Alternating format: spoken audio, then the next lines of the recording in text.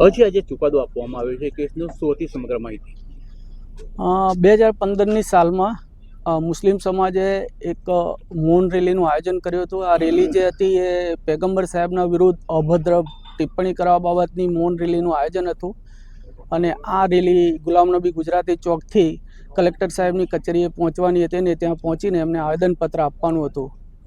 Rally શાંતિપૂર્ણ મૌન હતી, પરંતુ કલેક્ટર સાહેબની કચેરીએ જ્યારે પહોંચી રેલી ત્યારે કેટલાક અસામાજિક તત્વોએ કલેક્ટર સાહેબની કચેરીએ તોડફોડ કરેલી અને એ બાબતની આણંદ ટાઉન પોલીસ સ્ટેશનમાં તે વખતના પોલીસ સબ ઇન્સ્પેક્ટર CM ગમાર સાહેબે ફરિયાદ આપેલી અને એ ફરિયાદના કામે આશરે 40 જેટલા આરોપીને અટક કરવામાં આવ્યા હતા. અટક કર્યા બાદ નામદાર કોર્ટમાં ચાર્જશીટ આવ્યું. ચાર્જશીટ આવ્યા બાદ આણંદમાં આનો કેસ ચાલ્યો અને આજે કેસ ચાલ્યા બાદ તમામ આરોપીને આણંદના ચોથા એડિશનલ સિવિલ જજ અને judicial first class magistrate Shri આકાંક્ષા પરાસર સાહેબે તમામ આરોપીઓને નિર્દોષ ઠરાવીને છોડી મૂકવાનો હુકમ કર્યો.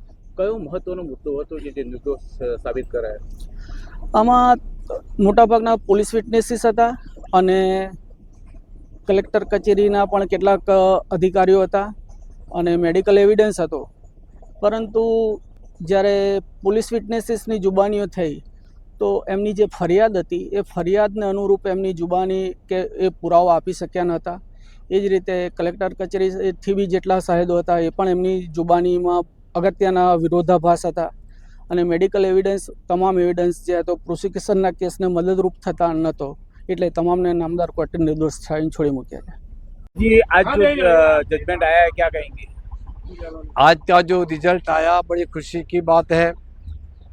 ये 10 साल का साबित गया। हमारे हुजूर सल्लल्लाहु अलैहि वसल्लम के बारे में जो तिवारी गुस्ताखी वाला अल्फाज बोला था उसके एवज के अंदर उसके लिए हमने कलेक्टर साहब को आवेदन पत्र हम दे रहे थे। हमारे कारी शबीर हुसैन कारी बापू और मैं सैयद जलाली बापू और हमारे MD गुजराती और दूसरे उलमा लोग और बापू लोग हमारे साथ में थे। उस वक्त नीचे से कुछ लोगों ने ऐसी तोड़फोड़ की। उसके बाद ये केस लगातार 10 साल तक के चलता रहा और हमारे आनंद के कायदा के जानने वाले जो है नाजू भाई वकील साहब, उन्होंने लगातार मेहनत की और लगातार दलीलों को पेश किया और आज जुम्मा के दिन यौमुल जुमा सय्यदुल अय्याम के दिन हमें कामयाबी और कामयाबी मिल गई। अल्लाह का बहुत बड़ा शुक्र है। हुजूर सल्लल्लाहु अलैहि वसल्लम के सदक़ो तुफ़ैल और फारूक आज़म की अदालत के सदक़ो तुफ़ैल और तमाम उस्मान अली के सदक़ो तुफ़ैल, गौस ख्वाजा के सदक़ो तुफ़ैल हमें कामयाबी अता फरमाई अल्लाह ताला ने। अल्लाह ताला का बहुत बड़ा शुक्र है और हम जो है सब लोग खुश हो गए और हम इत्तेफाक से हर मुद्दत के अंदर हमारी हाज़िरी होती थी। अल्लाह ताला के दरबार दुआ के मौला ताला आलम इस्लाम का बोलबाला कर दे और जो है बातिल का मुकाबला कर दे और जिस काम के लिए आए हैं वो काम न बिगड़े, हर चीज़ बिगड़ जाए पर इस्लाम न बिगड़े। इस्लाम का काशाना आबाद रहा तुझसे, तेरी तगब्बुर सब उसकी वीरानी, वक्त का बे तकाज़ा संभलना होगा, हमको भी जीने का अंदाज बदलना होगा। अस्सलाम वालेकुम।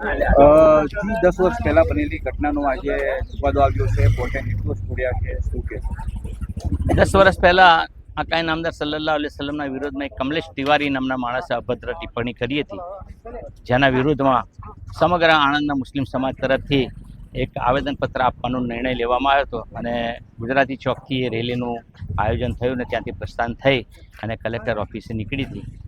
ગુજરાતી ચોકથી કલેક્ટર ઓફિસ સુધી બહુ શાંતિ રીતે આ રેલી પહોંચી હતી અને આગેવાનો કારી બાપુ છે, જલાલી બાપુ છે, બીજા કેટલાક ઓલમાઓ છે, હું પોતે અમે બધા ત્યાં કલેક્ટર સાહેબને આવેદનપત્ર આપી અને પરિસ્થિતિ સમજાવતા હતા કે અમારા पैगंबर सल्लल्लाहु अलैहि वसल्लमના વિરુદ્ધમાં અભદ્ર ટિપ્પણી અમે ક્યારે મુસ્લિમો બરદાસ્ત નહીં કરી શકીએ, વાત ચાલતી હતી.